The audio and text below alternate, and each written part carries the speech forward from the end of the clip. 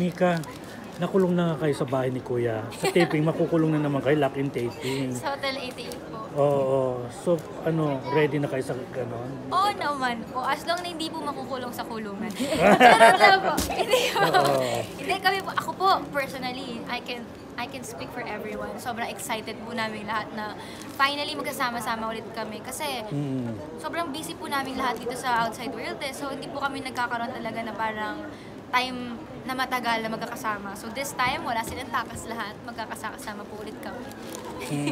So anong nilook forward mo sa serye na yun? Nilook forward ko sa serye is yung dynamics po ng lahat ng housemates. Kung paano po talaga na... Kasi closeness, relationship, yes, given na po yun eh. Meron na po kami nun eh. Meron na po kami bonding and all. Pero interesado po ako makita kung paano namin pagsasama-samahin yung dynamics namin sa actingan naman. Sa trabaho talaga. Kung paano namin yun ma-work around po. So palagay mo mas madidevelop kayo ni Brent dahil lock-in yan? Mas Alam mo, ako po, naniniwala ako talaga na pag nakakasama mo na madalas ang tao, madidevelop naman talaga yung relationship. Kasi kami as a whole po, ganun po ang nangyari sa amin sa loob ng bahay. So ako po, naniniwala po ako na madidevelop po kaming lahat sa loob ng bahay. Ay, sa loob ng bahay. Sa Hotel 88, pag magkakasama-kasama po kami. Lalo na po ngayon, wala na po mga camera, mas may freedom po kaming lahat. So, feeling ko po yung lahat ng relationship namin, mag-grow naman po doon. Anong level nyo na ba ni Brent? Level 36. Hindi 88, karata. Hindi. Ang level po namin ngayon, sobrang kaibig. Kami po, level? Ang hirap naman po nito. Oo. Pero nung una ka namin na interview, di ba, sabi mo hanggat maaari, ayaw niyo magsama ni Brent. Kasi may kanya-kanyang Yung, saan po? Sa Dipad, nung na-interview ka namin, sabi mo may kanya-kanya kayong ni Brent. Kung pwede, iba yung love team, iba yung kanya, iba yung sa'yo. Nabanggit mo yun, di ba? Hindi po.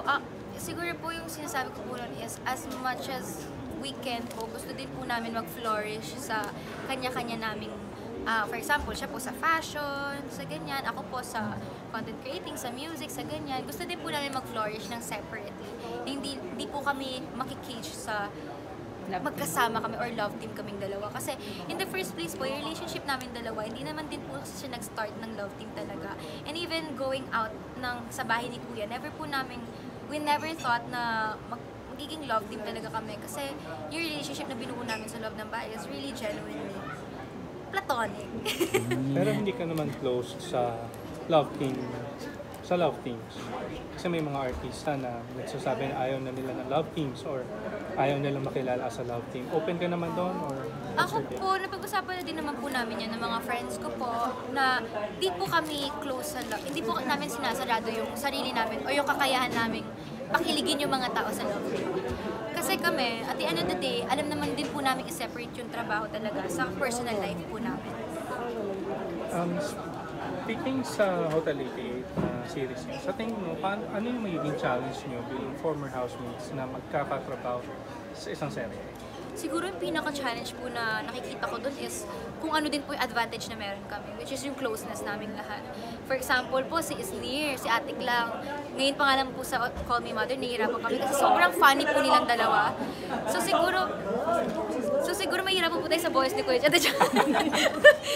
Siguro po mahihirapan kami kasi yun nga po, ang funny nila.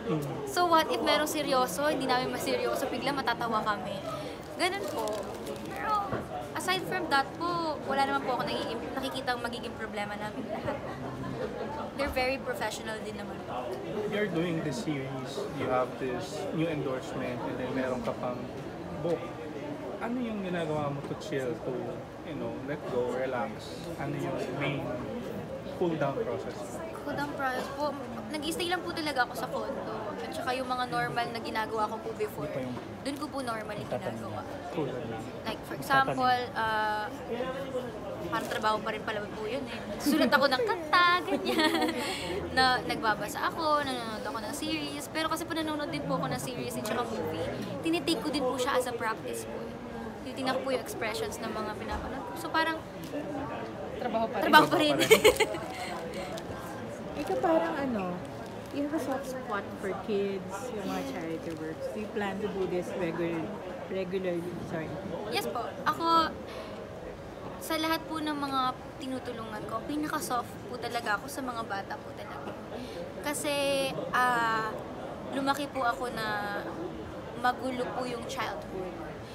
So, kung ako po naguguluhan ako sa childhood ko with so much love around me, what more these kids na parang nasa bahay ang punan, may mga karanasan na masama. Kung ako nahirapan ng bata ko, what more sila? Kaya ako po, yung puso ko talaga nasa kanila talaga. So, every year, plan mong gawin to? Regularly mo nang gustong gawin to yung mga book reading, mga Actually po, not just distribution? every year. Kung hindi lang po siya, once a year.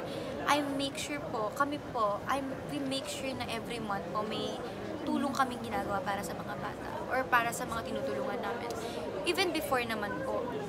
May plano ka sa birthday mo para sa mga bata? Yes po. Meron kang charity event? Yes. Actually, ni-start ko po yung October 1st po. October 1 po, pumunta po kami sa... October 1 ba yung ate? Basta, simula po na October, tumulong na po kami sa Little mga Art Foundation. Yes po, sa cancer patients, mga yan po.